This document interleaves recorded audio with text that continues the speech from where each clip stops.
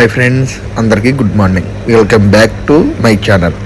ఇప్పుడైతే నేను మా గ్రామం నుంచి అంటే పెనుబల్లి నుంచి రంగారావు బంజర్లో ఉన్నటువంటి దత్తాత్రేయ స్వామి వారి యొక్క గుట్ట దగ్గరికి వెళుతున్నాను.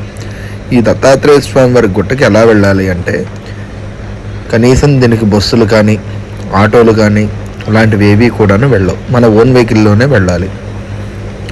మీకు ఎవరైనా సరే వియ్యం బంజర్ నుంచి అంటే పెనుబల్లి నుంచి తెలిసిన వాళ్ళు ఉంటే మీరు పెనుబల్లి వరకు కూడా ఎక్కడి నుంచి అయినా కూడా బస్సులో కానీ కారులో కానీ రావచ్చు. పెనుబల్లి నుంచి 2 వీలర్ తీసుకొని 2 వీలర్లో మాత్రమే వెళ్ళాలి.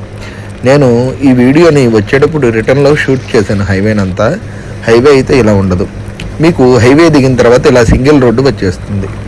సింగిల్ రోడ్డు దాటగానే మీకు ఫారెస్ట్లోకి అంటే దత్తాత్రేయ స్వామి వారి యొక్క గుట్ట దగ్గరికి వెళ్ళడానికి రైట్ సైడ్ ఒక మార్గం ఉంటుంది. దాన్ని కూడా ఇప్పుడు నేను మీకు వీడియోలో చూపించేస్తాను. అయితే ఈ వ్రతాలు నోములు ఇవన్నీ కూడా చెబుతున్నాను కదా, వాటితో పాటుగానే దేవాలయాలు ఇలా టూరిస్ట్ ప్లేసులు ఇవన్నీ కూడా మనకు చెప్పడం జరుగుతుంది. హైవే రోడ్డు దిగి లోపలికి రాగానే సింగిల్ రోడ్డు వస్తుంది. సింగిల్ రోడ్ నుంచి మెట్ రోడ్లోకి వచ్చేస్తాం రైట్ తీసుకుంటే. ఈ మెట్ రోడ్లో మీకు చూడటానికి ఇలా ప్రయాణం చేయాలి. వానాకాలం ఈ రోడ్లో రావడానికి మనకి ఎలాంటి ఇది ఉండదు. ఒక 2 వీలర్ వేసుకొస్తేనే కుదురుతుంది. ఈ రోడ్లో కనీసము మనకి 4 వీలర్ వెళ్ళదు, కారు. అందుకని కంపల్సరీగా 2 వీలర్లోనే వెళ్ళాలి. నాకు ఎన్ఫీల్డ్ ఉందండి, ఎన్ఫీల్డ్ వేసుకొని వెళ్ళాను నేను.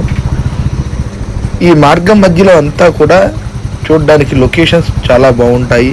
దత్తాత్రేయ స్వామి వారి యొక్క గుట్ట దగ్గర కూడా లొకేషన్ బాగుంటుంది. ఇక్కడ దత్తాత్రేయ స్వామి వారి యొక్క మహిమ ఏమిటంటే స్వయంభూగా స్వామివారు ఇక్కడ వెలిశారు. రూపం లేని విధముగా ఇక్కడ స్వామివారు వెలిశారు. ఇక్కడ స్థల పురాణం. ఇక్కడ ఆ గుట్ట మీద మీకు స్వామివారి యొక్క రూపం కూడా చూపిస్తాను. వెనకాల కొండలో స్వామివారు వెలిశారు. కొండ ముందు విగ్రహాన్ని మేము ప్రతిష్ఠ చేశాము. ఇది రంగారావు బంజర గ్రామంలో ఉంటుంది.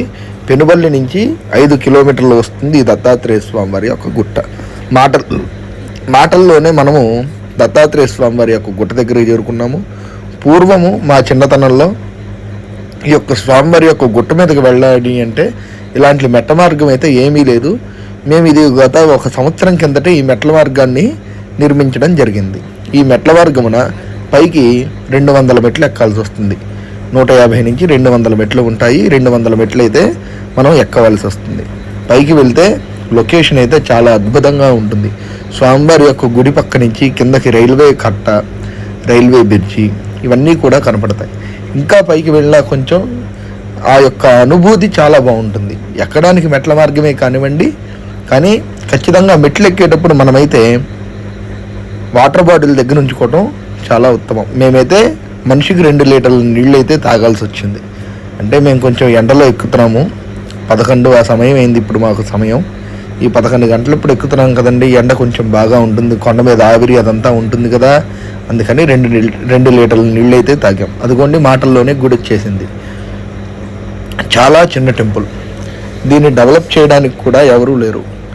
రంగారావు బంజర గ్రామస్తులు మాత్రమే ఈ యొక్క దేవాలయాన్ని డెవలప్మెంట్ చేస్తున్నారు. మరి ఈ స్వామివారి యొక్క గుడి దగ్గర వాతావరణం చాలా ఆహ్లాదకరంగా ఉంటుంది. చుట్టూ పక్షుల అరుపులు, రామచిలకల అరుపులు. అదిగోండి మాటల్లో స్వామివారు, వెనకాల కొండలో స్వామివారు ఉంటారు. ముందు మేము ప్రతిష్ఠ చేసినటువంటి విగ్రహం ఉంటుంది. దీనికి ఎలాంటి గోపురం కూడా ఉండదు. చిన్న మందిరంలాగా కట్టి అక్కడే స్వామివారికి నివేదన వండి అక్కడే మేము ప్రసాదం నివేదన పెడతాము స్వామివారికి అభిషేకం చేసుకొని. ఆ అభిషేకం దృశ్యాలు కూడా నేను మీతో షేర్ చేసుకుంటాను. ఇదిగోండి ఈ విధంగా మేమైతే అభిషేకం చేసుకుంటాము. ఈ దేవాలయంలోకి ఎవరైనా కూడా వెళ్ళి అభిషేకం చేసుకోవచ్చు. ఎలాంటి నియమాలు అయితే లేవు, కానీ ఒకటే నియమం ఉంది. ఎవరైనా సరే లోపలికి వెళ్ళాలి అంటే చొక్కా బనీను విప్పేసి టవల మీద వేసుకొని ఈ యొక్క స్వామివారి దగ్గర గుడిలోకి వెళ్ళొచ్చు.